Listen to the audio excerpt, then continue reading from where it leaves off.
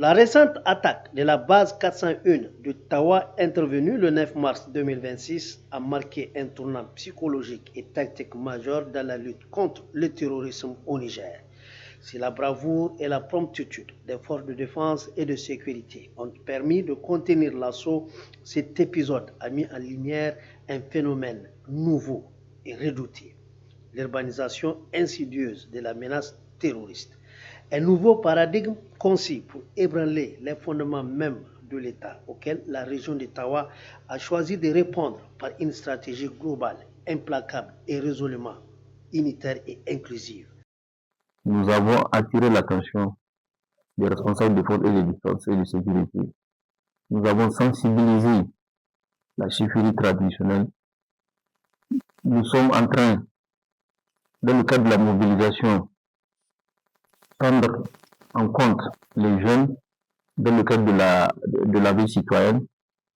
Et toute cette coordination est devenue une parfaite synergie d'action où, depuis l'attaque de l'aéroport d'Ottawa, chaque citoyen, comme je l'ai dit, est devenu une sentinelle de la refondation.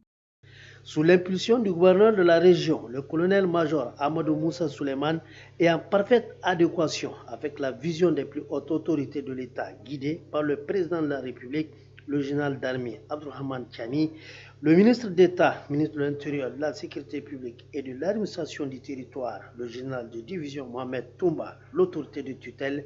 Les autorités régionales ont érigé un véritable rempart civique et militaire.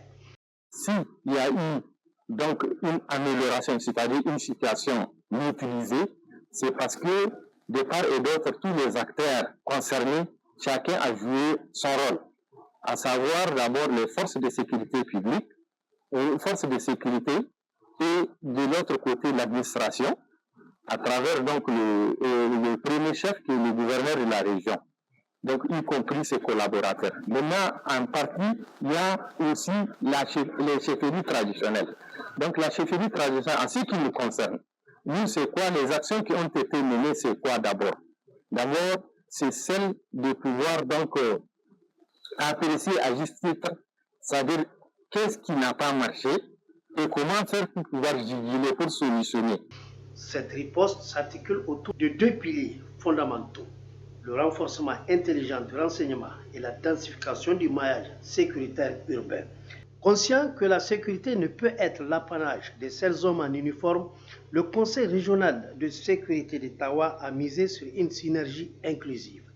En gravissant les marches de la co-responsabilité en matière de sécurité, chaque habitant de l'ADER est aujourd'hui invité à devenir les yeux et les oreilles des forces de défense et de sécurité. Mu a idanun ƙasa muke gani, muke da labari, muke zirga-zirga, mu a kunnen ƙasa. Abinda muke kira ga magabata, wannan mu'amala ta matasa da magabata su ƙara inganta ta, su wayo matasan nan ban mu iya zama ma'aikatan gwamnati. Ba mu iya hawan biro, amma mun nemo sana'ar da zan mu iya ci kanmu da kanmu. Kenan matasan nan kullum akwai kuka a kama musu don mu ma muna kama. Grâce à l'implication active des chefs coutumiers et traditionnels, une vaste campagne de sensibilisation a transformé le paysage. Chaque citoyen, fier d'être une sentinelle de la refondation, s'approprie désormais le devoir d'informer. Le signalement des individus suspects et les dénonciations citoyennes sont devenus systématiques, brisant l'anonymat dont profitaient traditionnellement les cellules dormantes de la criminalité. Moi, je dirais que si la population n'avait pas coopéré au lendemain de cette attaque entre griffes, les résultats ne seraient pas les mêmes.